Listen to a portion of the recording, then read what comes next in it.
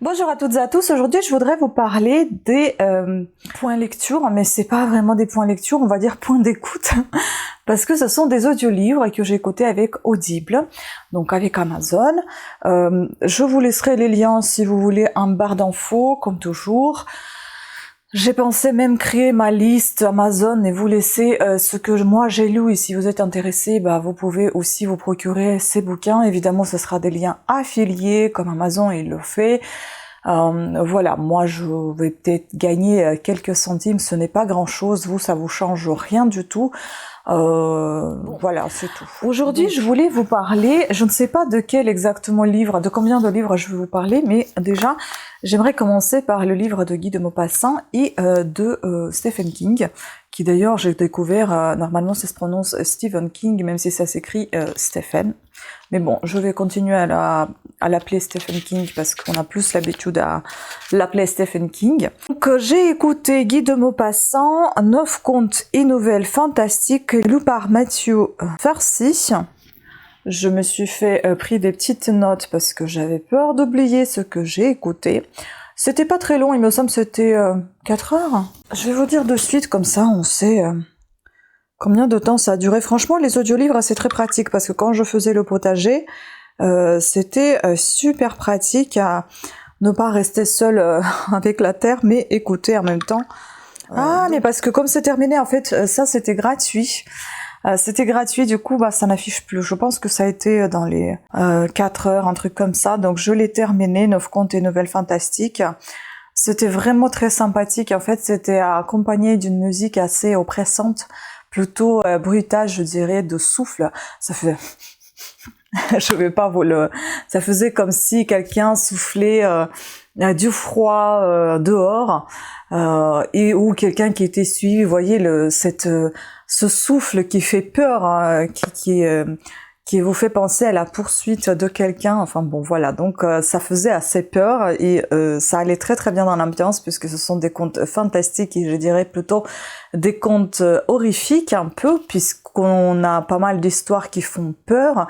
On pourrait les écouter tout aussi bien un soir d'hiver dans un coin de feu de cheminée ou bien sous la flamme de la bougie. Écouter ces histoires, ça mettrait vraiment dans l'ambiance et ça fera vraiment peur comme il le faut. Ce qui est aussi étrange, c'est que les histoires elles se terminent sans forcément se terminer. Donc vous pouvez vous imaginer la suite qui pourrait être faite à une telle histoire. Donc ça, c'est assez intéressant, c'est assez marrant. Comme d'habitude, Guy de Maupassant, les descriptions sont assez intéressantes à écouter, à lire. Et c'est pas du tout ennuyant, on sort pas du conte, on est vraiment très très bien dedans. Et ça a été vraiment très très bien lu et ça a été ce lecteur, il nous changeait les voix, il nous mettait carrément dans l'ambiance. Donc j'ai beaucoup apprécié et je pense que je vais continuer à découvrir Guy de Maupassant peut-être via lecture et non pas seulement via l'écoute. L'écoute, je vous dis encore une nouvelle fois, c'est uniquement lorsque je suis occupée à faire autre chose et que je ne peux pas me consacrer à la lecture. Par exemple, si je fais de la cuisine, si je fais du ménage, si je potage, enfin si je jardine, si je fais du potager, si je suis en train de tricoter ou crocheter, ou si je suis tout simplement fatiguée, ou je suis dans mon bain, je me prépare, etc. Là, je vais lancer une écoute. Sinon, ça va être plutôt la lecture, parce que c'est ce que je préfère le toucher du papier, etc. Mais je vous avoue que l'audiolivre, ça vous permet aussi d'avancer un petit peu dans vos envies de lecture si telles se présentent et que vous n'avez pas de temps. Cela peut être une solution assez confortable pour découvrir des auteurs et des livres. Ensuite, j'ai écouté Contes de fées de Stephen King, lu par Damien Witeka. Je ne sais plus combien de temps c'était long, hein. Ah, mais en fait, une fois lu, ça ne montre plus combien de temps. 25 heures et 26 minutes. Donc 25 heures et 26 minutes, c'était long. Donc 4 jours je potageais, 4 jours j'écoutais. Enfin, je potageais, je creusais plutôt la terre, je triais la terre, enfin c'était long. Mais voilà, donc j'ai écouté ceci et je vais vous dire ce que j'en pense, parce que j'ai tout noté parce que j'ai peur d'oublier à chaque fois. Donc c'était très bien lu parce que le même lecteur, enfin le lecteur changeait les voix, c'était toujours le même, mais il changeait les voix, il changeait l'intonation. Il y avait même des personnages qui savaient pas trop parler, qui étaient à moitié muets. Il faisait même ces voix-là. C'était vraiment, vous étiez dans l'ambiance. On pourrait même dire que vous étiez en train de regarder un film. Tellement c'était bien lu et tellement c'était bien écrit et décrit. C'était très sympathique. C'est pas pour rien qu'il s'appelle King, hein. C'est vraiment le roi de la littérature, on peut dire, fantastique et science-fiction. Mais par contre, pour moi, Stephen King, je ne sais pas pourquoi, j'avais cette idée qu'il était plutôt, pour moi, écrivain des thrillers. Mais en fait, non, c'est pas que des thrillers. C'est des thrillers, des science-fiction, des fantastiques. Par contre, c'était un peu trop fantastique à mon goût pour moi, parce qu'honnêtement, j'ai découvert sous cet angle, je le connaissais pas en tant que auteur de fantasy, de science-fiction. Et pour coup, on est vraiment dans la fantasy. Au départ, on va découvrir en fait une triste histoire d'un adolescent qui perd sa mère lors d'un accident de voiture, qui est écrasé littéralement en tant que piéton. Son père qui va sombrer dans l'alcoolisme suite à cette tragédie, et c'est en fait le fils qui va devoir assurer leur vie à deux, dans le sens, il va être un petit peu la femme de ménage, la femme au foyer à la maison, c'est lui qui va tout faire, et son père va sombrer de plus en plus dans l'alcoolisme, va perdre son travail, après il va retrouver un autre, le fils va quand même le soutenir. Donc le fils il s'appelle Charlie, il va le soutenir, il va l'aider à remonter la pente, il va forcément suivre les AA comme il les appelle, les alcooliques anonymes, je crois, les réunions des alcooliques anonymes. Donc il va suivre cette thérapie pour se faire soigner, ce qu'il réussira à faire. Le fils va toujours être son pilier, va le soutenir, va l'aider à remonter toutes ces désagréments de la vie, désagréments tragiques de la vie. Donc c'est un adolescent comme un adolescent classique en fait, qui suit les cours de sport, qui plutôt bon à l'école, mais qui fait aussi ses bêtises d'adolescence, qui va faire tout et n'importe quoi avec ses potes, enfin piquer les béquilles d'un handicapé par exemple et les cacher, enfin des choses vraiment pas très cool. Mais ce sont des choses qui sont faites par les ados, pas tous, hein, mais il y en a qui font des choses dans ce style-là, hein. Et puis d'autres bêtises, voilà. Donc un jour, elle va rentrer. Enfin, il passe toujours avec son copain près de la maison manoir, un peu pas hanté, mais qui fait peur un peu à tout le monde. Je sais plus quel nom ils ont donné, un manoir de fou, maison de fou, enfin un truc comme ça, ou maison horrifique. Et donc il y a des légendes qui parlent de cette maison comme de quelque chose de pas bien.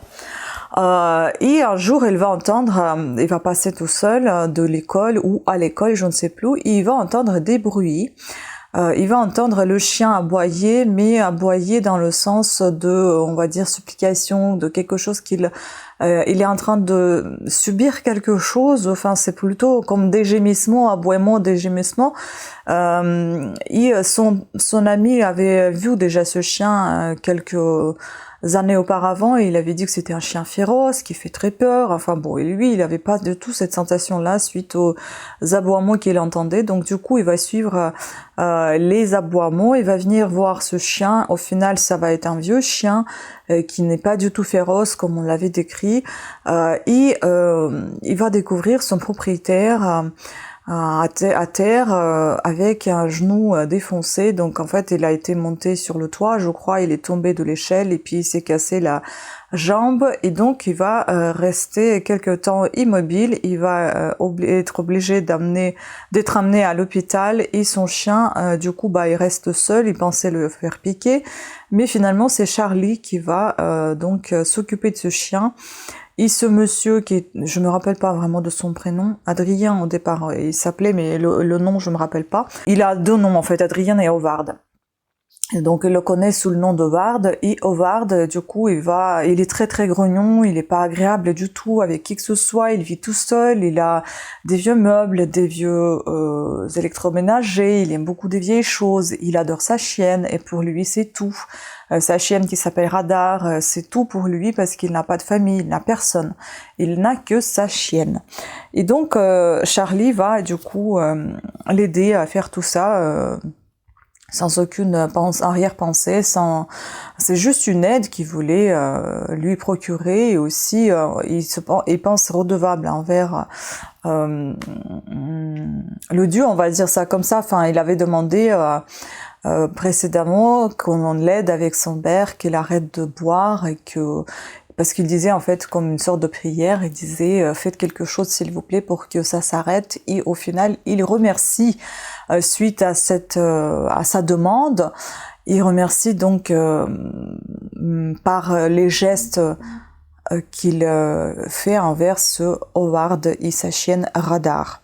Donc toute cette histoire est assez triste, élue sur un ton assez triste. C'est assez... on pense que ça va être tout le temps comme ça, mais enfin tout va changer avec cette aide de Charlie à Howard, à Radar.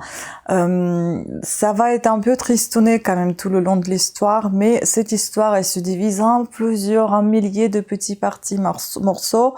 Ça nous fait penser beaucoup à...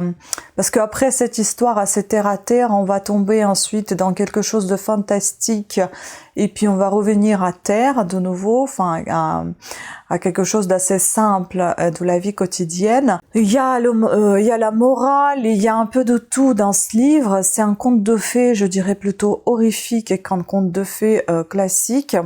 Ça nous fait penser beaucoup à un mélange de beaucoup d'histoires, de films. Moi, j'avais un pressentiment que ça faisait j'avais un sentiment que ça faisait un mélange avec Alice au pays de merveilles. Il y avait Jules Verne, le voyage au centre de la Terre. C'est ce que j'ai lu récemment et ça me fait vraiment penser à cela. On a Prison Break dedans, Game of Thrones, et en plus on fait des références à Game of Thrones, enfin vraiment, donc c'est très fantastique avec beaucoup d'humour et de tristesse. L'humour, il y en a pas mal, il y a pas mal de mots familiers assez crus mais assez drôles. Ça va très bien dans l'ambiance, c'est pas mal de pensées de Charlie qui sont dit à voix haute, mais d'une manière assez marrante. Donc c'était assez sympa. Franchement, j'ai beaucoup aimé, même si je suis pas quelqu'un qui aime des choses fantastiques. Donc voilà, je vous laisse ici, et s'il y a d'autres lectures, audio-livres plutôt, écoutes qui vont suivre, je vous en parlerai dans cette vidéo. Sûrement il y en aura peut-être une ou deux, parce que là nous sommes déjà à 14 minutes, il faut pas que ça soit beaucoup trop long, que ça s'éternise. Donc je vais voir ce que je vais lire, ce que je vais écouter par la suite, et je vous en parlerai dans cette même vidéo. De toute façon, vous verrez sur la miniature, les livres desquels je vais vous parler, je vous parle dans cette vidéo. Voilà, sur ce, écoutez, je vous dis à une prochaine audio-livre. Ciao! Salut à tous, donc on se retrouve pour un autre audio-livre. Je vous ai déjà présenté 2, il me semble. Donc je vais vous parler aujourd'hui du livre qui s'appelle Les pendules à l'heure, il me semble, mais l'auteur, attendez, je vais vous dire ça. Alors, Les pendules à l'heure de Pierre-Luc Fontaine, lu par lui-même. C'est un livre qui dure 8 heures et quelques minutes. J'ai commencé à le lire parce qu'il était valable gratuitement, et parce qu'il était valable là tout de suite jusqu'à 6 décembre. Là, nous sommes le 25 novembre, donc c'est pour ça que je me suis dit il faut que je me dépêche, parce que parfois les livres gratuits sont aussi bons que des livres payants. Donc j'ai commencé à le découvrir aussi. Ce qui m'a beaucoup plu et attiré, c'est cette image des pendules, des horloges. Moi j'aime beaucoup ça, j'aime beaucoup le mouvement des aiguilles, le mouvement tout court, j'aime beaucoup ça. Et donc j'ai commencé à écouter. Par contre, j'étais très surprise par l'accent de la personne, parce que je m'y attendais pas du tout. Au départ, j'ai même pas compris ce qui s'est passé, mais en fait c'est un Québécois, je crois, ou un Canadien, mais en tout cas il y a un accent qui vient de là-bas. Bon, c'est pas moi qui va juger les accents, puisque j'en ai un aussi, mais c'est pas dans le sens mauvais, c'est dans le sens surprise. Mais il faut s'habituer un petit peu, mais c'est très intéressant comment elle raconte. Franchement, c'est très invasif, c'est très C'est très sympa, c'est bien lu, et à un moment donné même j'ai pensé que c'était quelque chose qui appartenait à Stephen King, tellement c'était... on est tellement dedans, on est tellement immergé, franchement j'adore. Et donc c'est très très bien lu. En fait, vous rencontrez Rémi. On va parler ici de Rémi. C'est quelqu'un qui aime beaucoup des anciennes choses et je me demande s'il n'a pas une horlogerie. Ça, j'avais un peu de mal à comprendre parce qu'on ne découvre qu'un peu plus tard, pas tout de suite. Donc il a une famille, il a une petite fille de 5 ans, il me semble, et il a une femme qui s'appelle Julie, la petite fille, je sais plus Manon ou un truc comme ça. Et donc il a ses parents, la mère, le père, et puis il a 2 copains. On parle que de ces personnes-là. Pour l'instant, je n'ai pas encore terminé la lecture. J'en suis qu'à moitié, mais je pense que d'ores et déjà, on peut en parler. Et puis de toute façon, je vais pas vous raconter la fin.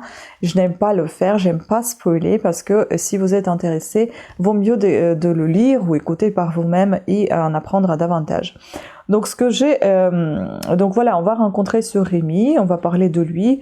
On va parler un petit peu de sa vie privée, étant donné qu'il a un peu de problème d'alcool, donc c'est ce que sa femme lui reproche souvent. On va parler aussi de lui comme d'un père très aimant sa fille, de quelqu'un très attentif à sa femme, aimant énormément ses parents. Enfin, c'est une personne assez agréable selon ce qu'on entend, mais qui a des difficultés financières et également des difficultés d'alcool en fait. Voilà, ce qui déplaît énormément à sa femme, ce qui est tout à fait normal et d'où il y a des disputes et que sa fille, leur fille à eux, il y participe malheureusement puisqu'elle entend quand même quand ils se disputent. Donc ici on va en fait Rémi va aller comme d'habitude à son lieu de travail, c'est son entreprise à lui, enfin c'est sa boîte, donc il est horloger d'après ce que j'ai compris, ou antiquaire en fait, et donc il y a un monsieur assez âgé qui vient le voir et qui lui ramène une horloge et qui veut vendre, et il lui propose un prix assez élevé. Rémi donc bien évidemment il commence à négocier etc. Au final il lui achète cette horloge qu'il commence à restaurer. Et le vieux monsieur il lui a dit bon bah moi j'en ai marre de regarder l'heure toujours et puis bon voilà c'est pour ça que je le vends. Et c'est une vieille horloge qui date. Et donc Rémi après avoir acheté cette horloge donc il se précipite pour rentrer à la maison, voir sa famille parce qu'entre temps aussi il reste un petit peu plus tard au travail puisqu'il prépare un cadeau pour sa femme et sa fille. Il restaure quelque chose, je ne sais plus quoi, mais il veut leur faire un cadeau. Donc c'est pour ça qu'il est retardé pour rentrer chez lui. Un jour il rencontre des gens qui le croisent, qui presque, enfin l'agressent entre guillemets. Et au final, c'était une blagounette de ses 2 amis. Donc, il lui propose de venir avec eux et d'aller prendre un verre dans un bar. Bon, sachant déjà qu'il a des soucis d'alcool, bon, il accepte quand même et il y va. Il rentre plus tard que prévu, ou encore plus tard que d'habitude, puisque il était sorti sans prévenir sa femme forcément, et donc elle n'est pas contente une fois qu'il est rentré. Il commence à se chamailler. Bon, c'est pas le soir, je crois que c'est le lendemain quand il commence à se disputer par rapport à son état dans lequel il était rentré à la maison, et ça lui a pas plu, ce qui est tout à fait normal. Et donc, il essaie de lui faire comprendre qu'il restait aussi pour elle, etc., pour sa fille, mais il veut pas en même temps dévoiler parce que c'est un cadeau surprise qu'il est en train de préparer. Et puis, donc, il y a ce monsieur qui lui a vendu cette horloge et je crois qu'il devait la restaurer et la ramener chez lui. Je sais plus, il y avait un truc comme ça. Donc, du coup, il repart à son travail, il va voir ses parents, etc., mais ils se sont disputés entre-temps, bien évidemment, et puis il tombe, il est sans conscience. Donc il y a quelqu'un qui le ramasse, il lui pose des questions, est-ce que ça va, etc. Il se lève et il dit, non mais sont où mes chaussures? Pourquoi vous m'avez pris mes chaussures? Il commence à accuser la personne qui l'avait aidé. Il dit, non mais vous êtes vraiment malade, etc. Enfin bon, donc il commence à y avoir des choses assez bizarres qui se passent. Donc il n'a pas de travail. Le lieu où il rentre pour travailler, il n'existe plus, c'est d'autres personnes qui y sont. Il n'a jamais été là apparemment. Sa famille, il n'a plus de sa famille, il y en a une autre.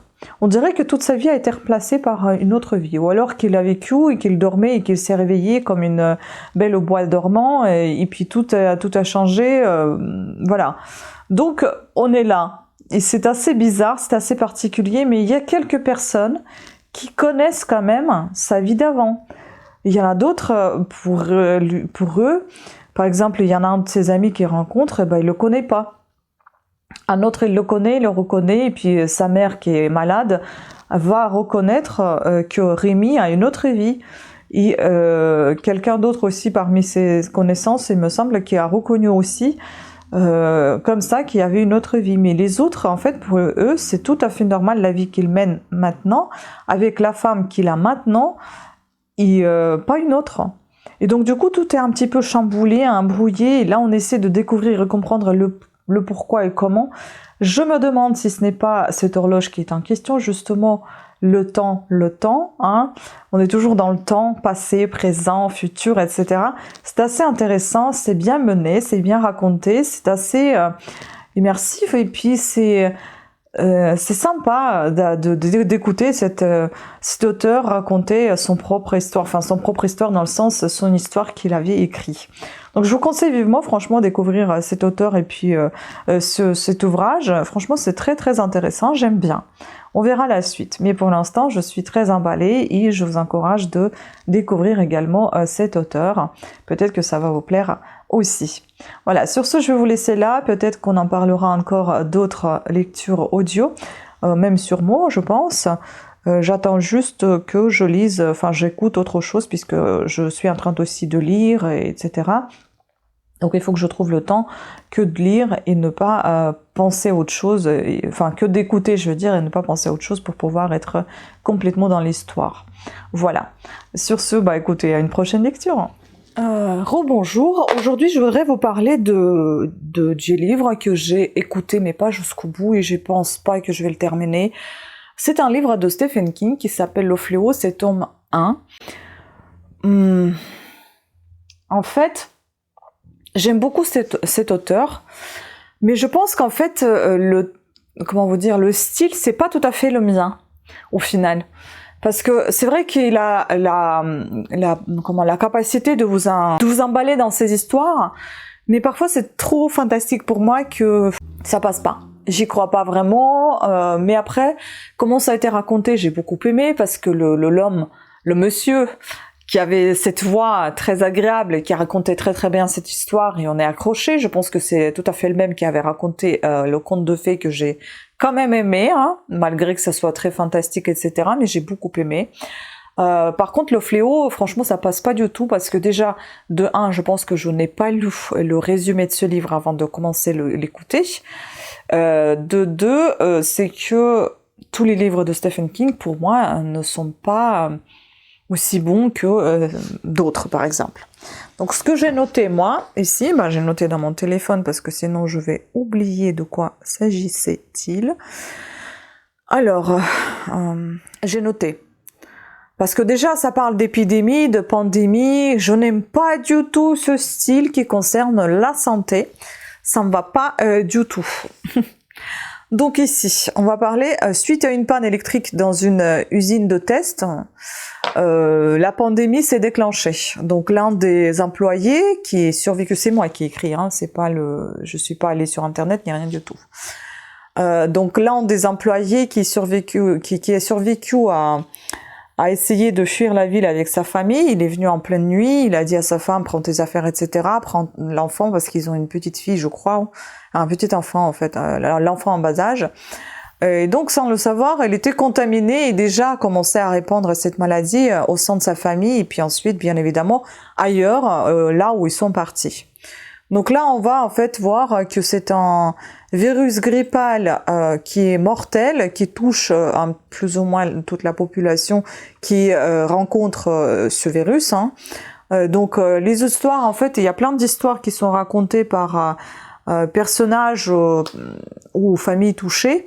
Donc si vous voulez, on laisse un peu tomber cette famille-là, et puis on repart sur sur d'autres autres personnages qui vont par exemple sur une station de service découvrir une voiture dans laquelle ils vont retrouver cette famille où la femme elle va être décédé et la petite aussi. L'homme il va être aux urgences après et je sais plus s'il meurt aux urgences et ils vont être défigurés, enfin je sais pas, il va y avoir un truc un peu mystérieux et bizarre avec leur corps, leur visage, et donc là en fait petit à petit après on va voir quelqu'un qui est de groupe d'amis, un groupe d'amis, enfin il y en a, ils sont deux qui sont un peu fous, surtout un qui vont braquer les voitures, je crois, je sais plus, et qui se comportent vraiment comme de tarés, hein, j'ai pas d'autres mots à dire, qui ont des armes, etc. Et il y a un des deux qui va être malade, et pareil, on va voir comment ça va se passer, etc. Et donc, du fil en aiguille, en fait, on va rencontrer chacun de ces personnages, chacun de ces familles, et je pense qu'à la fin, on va avoir un gros boom, on va savoir peut-être d'où ça vient, etc. Mais de toute façon, vous savez très bien que je ne vous raconte pas la fin à chaque fois, je vous laisse un suspens comme ça pour que vous puissiez découvrir par vous-même ce que vous lisez, ce que l'on dit aussi de ces lectures. Après, vous savez, chacun son avis, chacun comment vous dire, ses conclusions sur ce qu'on lit. Voilà, donc chacun son vécu, donc on apprend et on comprend les choses différemment. C'est tout à fait normal. Donc moi, personnellement, je n'ai pas du tout aimé. Après, je sais qu'il y a plein de gens qui vont aimer. Personnellement, le sujet ne me touche pas plus que ça. Mais encore une nouvelle fois, c'est quand même, il porte pas pour rien ce nom de Stephen King. C'est quand même le roi de l'écriture un peu fantastique et thriller, je sais pas comment on peut appeler ça, science-fiction, non c'est pas vraiment science-fiction, mais quelque chose de fantasque, horreur, je sais plus, j'ai le mot en tête mais qui m'est échappé. Donc voilà, c'est pour vous dire, honnêtement, il est quand même très très fort, hein. Mais le sujet n'est pas vraiment pour moi, donc je n'aime pas. J'ai également écouté George Orwell 1989, je crois. J'ai commencé à écouter, ça m'a pas emballé du tout, je sais pas, j'étais perdue. Je vais essayer de trouver ça pour vous dire ce que c'était. Il me semble que c'était George Orwell. Ah, mais attendez. Ce qui est bizarre, c'est que j'ai déjà tout téléchargé et maintenant il me redemande de télécharger. J'ai aussi Billy Summers de Stephen King. Il faudra que je l'écoute, mais ça, c'est pas lu par le même, c'est Thierry Blanc. L'autre, c'est, je sais plus par qui c'est lu, mais Le Fléau. Je cherchais quoi déjà? Ah oui, c'est ça. George Orwell, 1984. Je ne sais pas, c'était pour moi un peu trop vieillot. Peut-être un peu dans le style, je sais même pas en fait, ça fait un peu policier, mais policier très ancien, qui est plus trop d'actualité aujourd'hui. Je sais pas, ça passait pas. Je vais voir, peut-être un jour je réécouterai à nouveau, mais pour l'instant je peux rien dire. Il y a déjà les noms des personnages, je les ai absolument pas retenus. Il y en avait plein à un moment donné, j'étais perdue. Donc peut-être que je n'étais pas prête à ce moment-là d'écouter, peut-être que c'était pas du tout fait pour moi, donc je ne sais pas. Voilà, ce qui concerne cette audio lecture, on va dire, ces audiolivres sur Audible. On va voir si je continue à vous présenter d'autres, tout dépendra du montage de la vidéo, de la durée de cette vidéo, et puis je vais voir si je vous en présente d'autres ou pas, parce que là la bibliothèque elle est quand même énorme, donc sur ce, écoutez, je vous dis au cas où, à très bientôt, je vous embrasse, je vous remercie de votre attention, pensez à vous abonner, à activer la petite cloche de notification, et à très bientôt, ciao.